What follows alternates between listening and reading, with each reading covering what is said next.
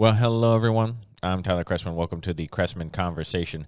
Today on the podcast, we're going to be talking about the release of the American WNBA star Brittney Griner from a Russian penitentiary. For those of you who are unaware, Brittney Griner, she's a professional basketball player, plays in the WNBA, and she has been detained in Russia for the past 10 months. Why are we talking about this? What's the goal of the podcast today?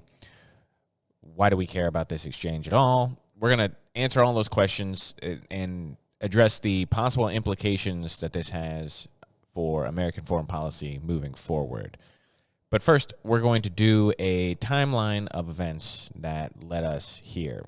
So on February 17th of this year, Griner was detained at the international airport in Moscow, where the Russian Federal Customs Service discovered vape cartridges that had marijuana concentrate oil in them. So she had basically some hash oil in her luggage, and they detained her because of that.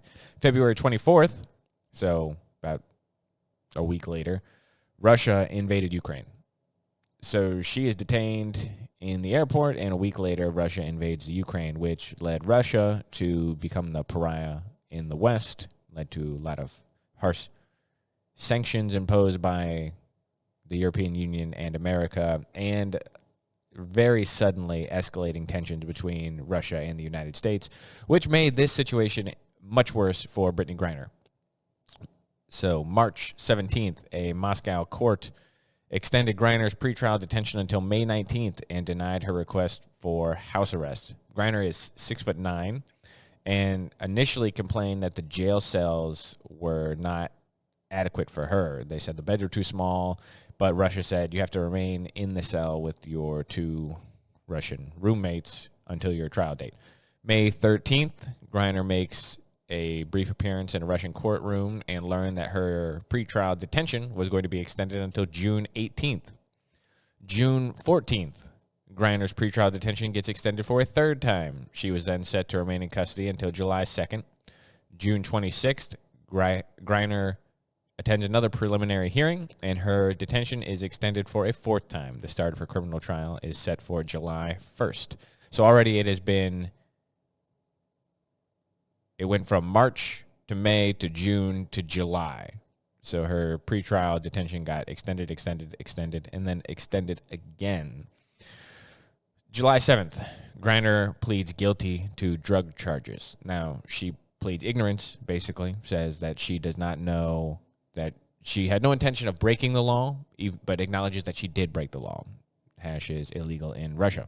July 27th, during the first day, Griner testifies at her trial. She says that during her arrest, an interpreter was not provided for her, and she had to use the translator app on her phone to try and communicate with the officers in charge. Griner was not offered an explanation of her rights or given access to a lawyer, and was instructed to sign documents, which she did without knowing what they were. August 4th, Griner is sentenced to 9 years in prison and fined 1 million Russian rubles, which is about $16,000. November 9th, Griner is transferred to a Russian penal colony where her exact whereabouts are unknown. And then a month later, December 8th, Griner is released in exchange for a Russian prisoner named Victor Bout, and she is now home safe and sound. So that's our brief timeline of events. There's a lot of little things in there we could talk about, but those are the big main points in this timeline. So, is it good that Brittney Griner is home safe and sound? Absolutely. Any American who is held unjustly by a hostile foreign government deserves to come home. America always should look out for our own. However, what do we think about this trade that got her home? In my opinion, not good. Victor Bout is a notorious arms dealer. He was the inspiration of the Nicolas Cage film, The Lord of War. His nickname is the Merchant of Death. He's responsible for the deaths of Americans and the deaths of countless people throughout the Middle East and Africa. He used to run guns for the worst people on earth. So think of the Nicolas Cage movie for a second, and all those African warlords with their golden AK-47s. That was this guy. He was the guy who took the conflicts in Africa from a bunch of people wielding machetes and gave everyone an AK-47. That was this guy.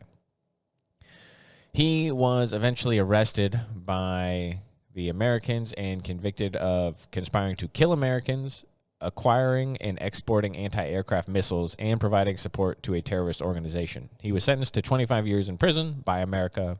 He has currently served 15 years. Russia, the entire time, has maintained that the detention by the Americans were, quote, baseless and biased, and Victor Bout has always maintained his innocence, which everyone knows is not true. So does this sound like a fair trade? We gave them Victor Bout. They gave us Brittney Griner. Absolutely not. Absolutely not. Brittney Griner is detained for illegal hash oil, and we just gave up the most notorious arms dealer in the world, who is going to, no doubt, go back to Russia and go back to work. That appears very likely. He's going to go back to being a Russian proxy who works for the GRU and sells guns for Russia, is basically what it comes down to. Now, not a fair trade. There are currently 2 other Americans being detained in Russia that we should have gotten in exchange for the Merchant of Death. It's not to say we shouldn't have gotten Brittney Griner out, but this one-for-one trade is completely favorable to the Russians, not favorable to the Americans at all. It's good that Brittney Griner is home, but is it good that we gave up the world's most notorious arms dealer for her? Probably not. That does not seem like a good trade. But from the Biden administration, I don't know what we could expect. I don't know why anyone would expect anything more from them. They negotiate from a position of weakness to start, and it's not a good thing.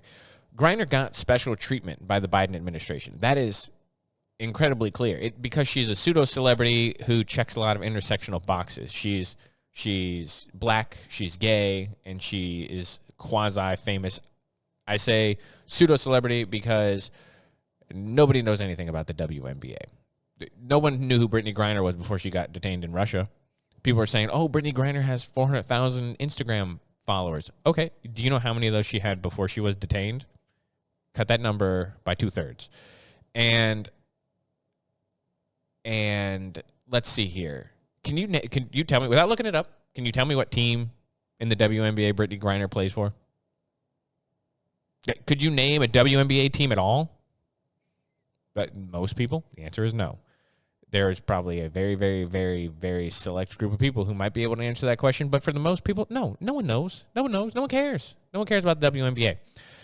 Again, none of this is to say we shouldn't have gotten her home. But this trade, the Biden administration showed her preferable treatment compared to some of the other Americans who are detained around the world. The Washington Post just did a great story about all the Americans around the world who are currently being detained by foreign powers. Nobody in the U.S. seems to have heard of any of them. I actually hadn't heard of most of them. I didn't know most of them existed. Why is that? Is it because they don't play for the WNBA? Because they're not a black lesbian who is quasi-famous?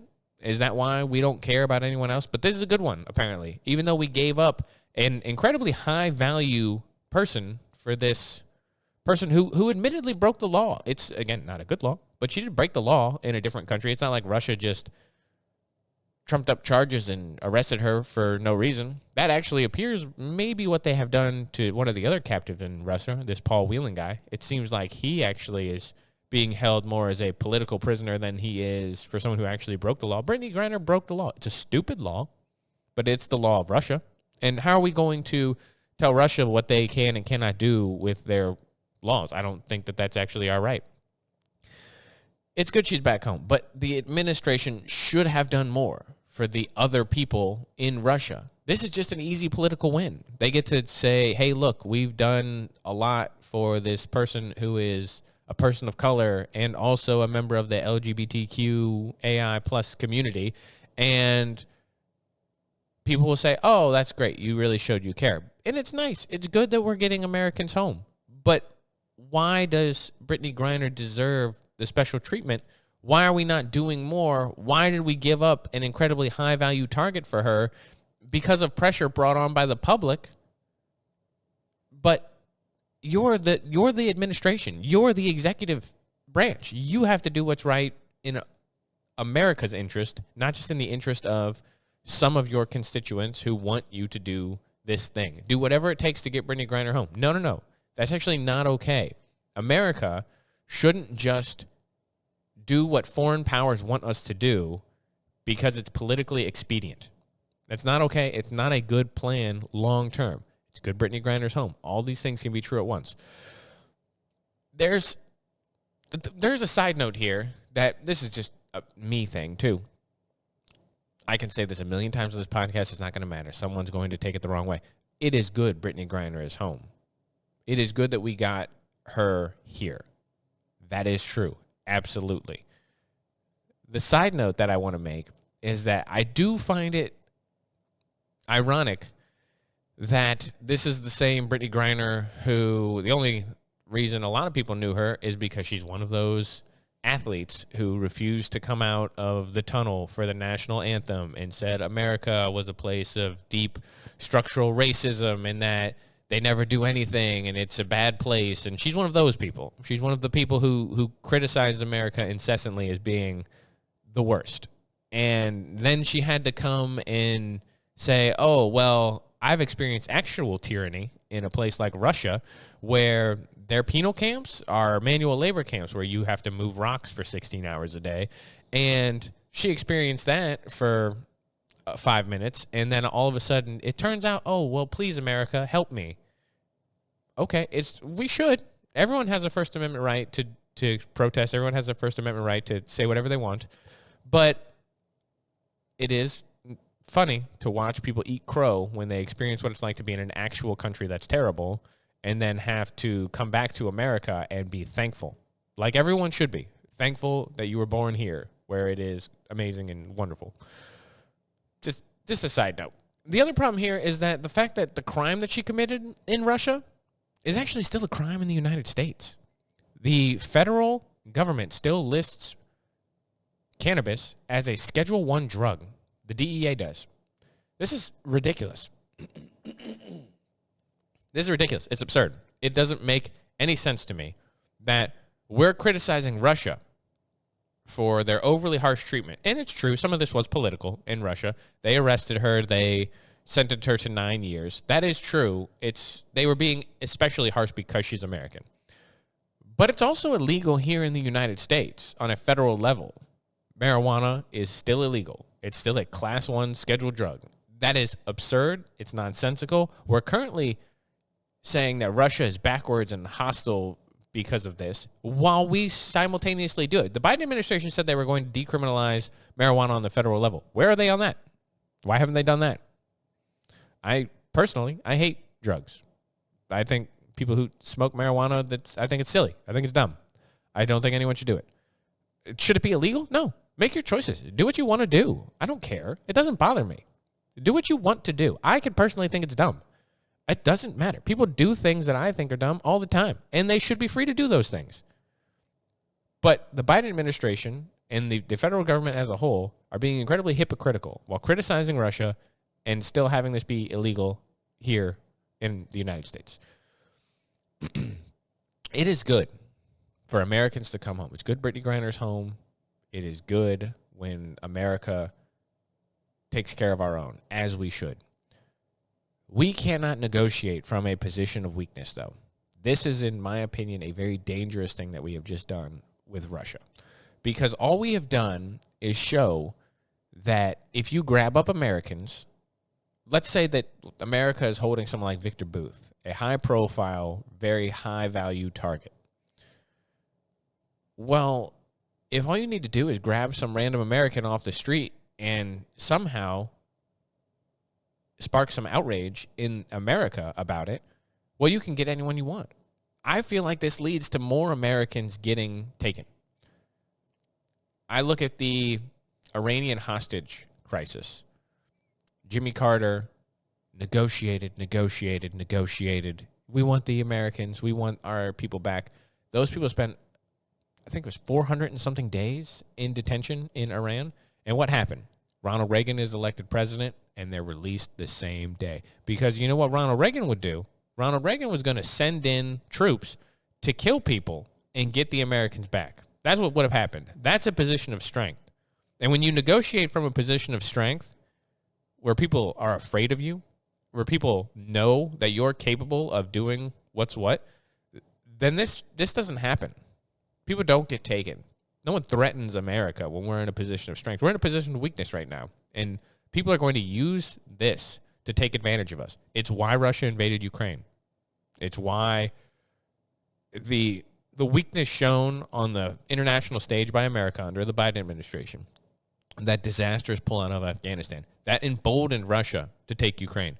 It's going to embolden China to go after Taiwan because we are no longer in a position of strength because the Biden administration has appeared incredibly weak.